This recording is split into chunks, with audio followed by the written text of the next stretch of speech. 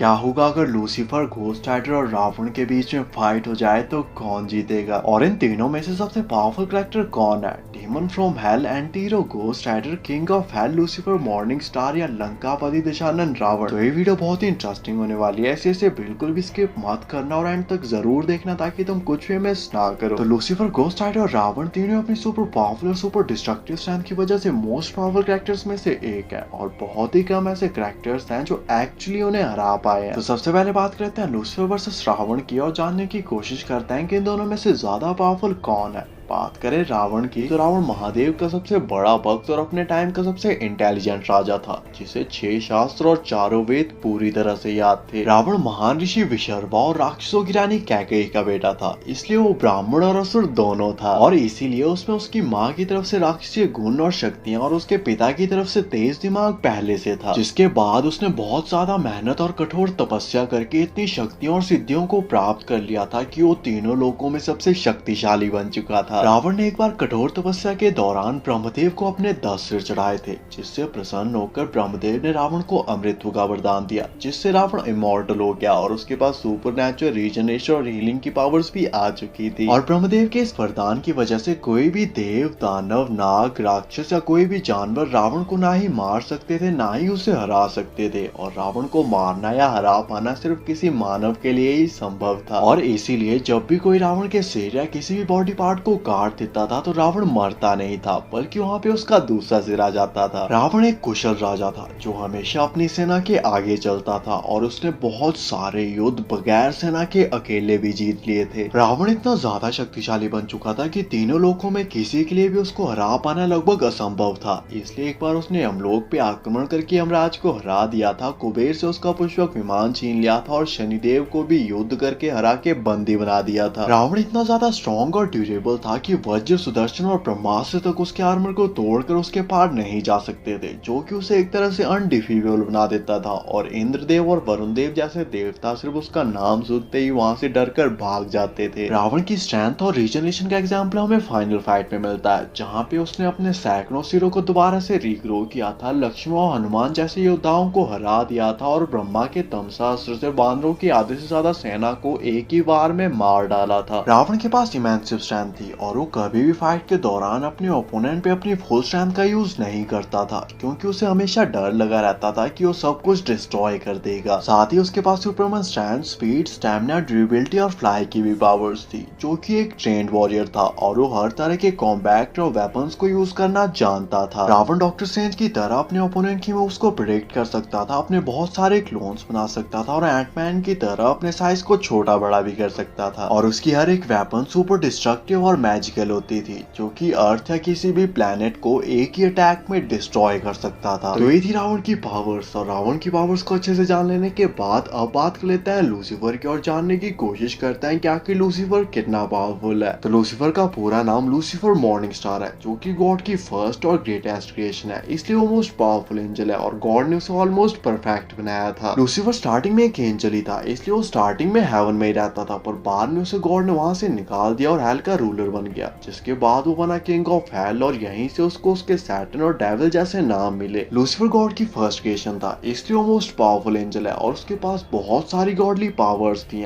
पर बाद में चीजें चेंज हुई और उसे हेवन से निकालकर हेल भेज दिया गया और वो बन गया king of hell, demon lord, devil. बात करें कुछ बेसिक पावर्स की तो लूसीफर के पास godly strength, speed, stamina, durability और फ्लाई जैसी पावर्स हैं। और हाँ, गॉडली स्ट्रेंथ को तुम सुपरह्यूमन स्ट्रेंथ से कंपेयर मत करना, क्योंकि इन दोनों में बहुत ज्यादा फर्क है और बहुत ज्यादा डिफरेंस भी। लूसीफर के पास इमेंसिव स्ट्रेंथ है और अगर वो चाहे और अपनी फुल स्ट्रेंथ का यूज करे तो वो एक ही ब्लो में पूरे के पूरे यूनिवर्स तक को डिस्ट्रॉय कर सकता है, और बहुत ही कम ऐसे कैरेक्टर्स हैं जो एक्चुअली उसकी पावर्स को मैच कर सकते हैं। लूसीफर के पास गॉडली स्पीड है और वो किसी भी सर्वाइविंग बीइंग से ज्यादा फास्ट है, जो कि लाइट की स्पीड से भी ज्यादा तेज मूव कर सकता है और with in a blink of I hello या हेवन में जा सकता है। लूसीफर बहुत ही ज्यादा ड्यूरेबल है और उस पर अर्थ या किसी भी और दूसरे प्लेनेट की वेपन्स का कोई भी असर नहीं होता और उसको मारना या हार्म करना सिर्फ हेल या हेवन की वेपन से ही पॉसिबल है। लूसीफर के पास सुपर हीलिंग और रीजनरेशन की भी पावर्स है, साथ ही उसके पास कॉस्मिक अवेयरनेस भी है, जिससे मल्टीवर्स या उसके यूनिवर्स में क्या चल रहा है उसे सब कुछ पता होता है। लूसीफर एंटमैन की तरह अपने शेप और साइज को छोटा बड़ा कर सकता है, हेल फायर को मैनिपुलेट कर सकता है, डायमेंशंस के बीच में इजीली ट्रैवल कर सकता है और मरे हुए लोगों को दोबारा से जिंदा भी कर सकता है। लूसीफर जीनस लेवल इंटेलिजेंट है, जो कि एंजल्स और डीमन से कम्युनिकेट कर सकता है और टाइम को भी फ्रीज कर सकता है। और जब लूसीफर अपनी डीमन वाली फॉर्म में जाता है तो उसकी पावर्स और भी कई गुना बढ़ जाती हैं, क्योंकि वो उसकी ट्रू फॉर्म है, जिससे वो लोगों के डीपेस्ट और डार्केस्ट डिजायर्स का पता लगा सकता है और उन्हें कुछ हद तक इल्यूजन्स भी दिखा सकता है। वैसे तो लूसीफर के पास और भी बहुत सारी पावर्स और वेपन्स है, लेकिन हम उन सभी के बारे में बात नहीं करेंगे, क्योंकि इससे वीडियो बहुत ज्यादा लंबी बन जाएगी और उसे कोई नहीं देखेगा, इसलिए फिलहाल के लिए इतनी बहुत है। तो ये थी लूसीफर की पावर्स, और लूसीफर और रावण की पावर्स को अच्छे से जान लेने के बाद अब बात कर लेते हैं फाइट कंपैरिजन की और जानने की कोशिश करते हैं कि इन दोनों में से ज्यादा पावरफुल कौन है और क्या लूसीफर रावण को हरा सकता है। तो लूसीफर बहुत ही पावरफुल कैरेक्टर है और उसको मारना या हार्म करना सिर्फ हेल या हेवन की वेपन से ही पॉसिबल है, पर एटलीस्ट मेरे हिसाब से ब्रह्मास्त्र जैसे दैवी अस्त्र हेवन की वेपन है, क्योंकि उन्हें स्वर्ग में रहने वाले देवताओं ने बनाया है। इसलिए आई थिंक उनसे लूसीफर को हार्म करना या मारना एक्चुअली पॉसिबल है। जबकि दूसरी तरफ रावण को ब्रह्मदेव का वरदान प्राप्त है, इसलिए उसको मारना या हराना सिर्फ किसी मानव के लिए ही संभव है। जबकि लूसीफर एक एंजल है जो कि गॉड्स की कैटेगरी में आता है, इसलिए वो ना ही रावण को हरा सकता है ना ही उसे मार सकता है। हाँ, अगर वो विभीषण को ढूंढकर नाभि में अमृत के बारे में पता लगा ले वो अलग बात है। लूसीफर क्योंकि हेल का राजा है, इसलिए इसे तुम हमारे यमराज से कंपेयर कर सकते हो, जो कि हेल और हेवन दोनों के राजा हैं और इनकी पावर्स भी काफी हद तक सेम ही है। बस यमराज के साथ चित्रगुप्त होते हैं, जबकि लूसीफर अकेले काम करना पसंद करता है। रावण ने अपने टाइम के महाशक्तिशाली राजाओं, दानवों, असुरों और देवताओं तक को हराया है, और क्योंकि वो यमराज तक को हरा चुका है, इसलिए एक तरह से तुम बोल सकते हो कि उसके लिए लूसीफर को भी हराना एक तरह से पॉसिबल है। चांसेस तो बहुत ज्यादा कम है, पर एक्चुअली रावण लूसीफर को हरा सकता है। जबकि लूसीफर अगर रावण का सिर भी काट देगा तो फिर भी रावण नहीं मरेगा, बल्कि वहाँ पे उसका दूसरा सिर आ जाएगा। जबकि लूसीफर बहुत ज्यादा पावरफुल और इमॉर्टल तो है, बट एक्चुअली उसको मारना गॉडली या दैवी अस्त्रों से पॉसिबल है। और रावण के पास सबसे बड़ा एडवांटेज होगा ब्रह्मदेव का वरदान, जिसकी वजह से उसको मारना या हराना सिर्फ किसी मानव के लिए ही संभव है। जबकि लूसीफर एक एंजल है जो कि गॉड की कैटेगरी में आता है, इसलिए ना ही वो रावण को हरा सकता है ना ही उसे मार सकता है। ये फाइट बहुत ही इंटरेस्टिंग और सुपर डिस्ट्रक्टिव होगी, जो कि बहुत ही ज्यादा लंबी चलेगी और हो सकता है ये अगले कई हजार सालों तक चलती रहे, बट इन दी एंड इस फाइट का विनर रावण ही होगा। लूसीफर बहुत ही ज्यादा पावरफुल है और उसके पास एक्चुअली पावर्स हैं कि वो रावण को हरा या मार सके, पर ब्रह्मदेव के वरदान की वजह से रावण को मारना या हराना किसी मानव के लिए ही संभव है। जबकि दूसरी तरफ रावण के पास लूसीफर को मारने के लिए वेपन्स और एक्सपीरियंस दोनों है। लूसीफर बहुत ही ज्यादा स्ट्रॉन्ग और पावरफुल है, पर इस फाइट के जीतने के चांसेस रावण के ज्यादा है। तो अब बात करते हैं लूसीफर वर्सेस घोस्ट राइडर की और जानने की कोशिश करते हैं कि इन दोनों में से ज्यादा पावरफुल कौन है। बात करें घोस्ट राइडर की, तो घोस्ट राइडर एमसीयू का एक एंटी हीरो है, जिसका सिर और पूरी बॉडी हेल फायर से जलती रहती है। घोस्ट राइडर को उसकी पावर्स मिलती है ह्यूमन बॉडी और ज़राथोस के कॉम्बिनेशन से, जो कि एक डिमोनिक सोल है, जिसे लूसीफर ने हेल से निकाल दिया था, क्योंकि वो वहाँ पे बहुत सारी सोल्स को अब्सॉर्ब करके अपनी पावर्स बढ़ा रहा था, जिससे लूसीफर अपना काम ठीक से नहीं कर पा रहा था। घोस्ट राइडर कितना ज्यादा पावरफुल है और टाइम आने पर कितना ज्यादा डेंजरस हो सकता है, इसका आइडिया आप इस बात से लगा सकते हो कि खुद हेल का राजा लूसीफर उस पर अपनी मैजिकल पावर से नजर रखता है, क्योंकि लूसीफर का मानना है कि अगर घोस्ट राइडर ने अपने ऊपर से कंट्रोल खो दिया तो वो एक अल्टीमेट किलिंग मशीन बन जाएगा और ह्यूमैनिटी को कुछ ही घंटों में खत्म कर देगा। और लूसीफर बिल्कुल भी नहीं चाहता कि ऐसा हो,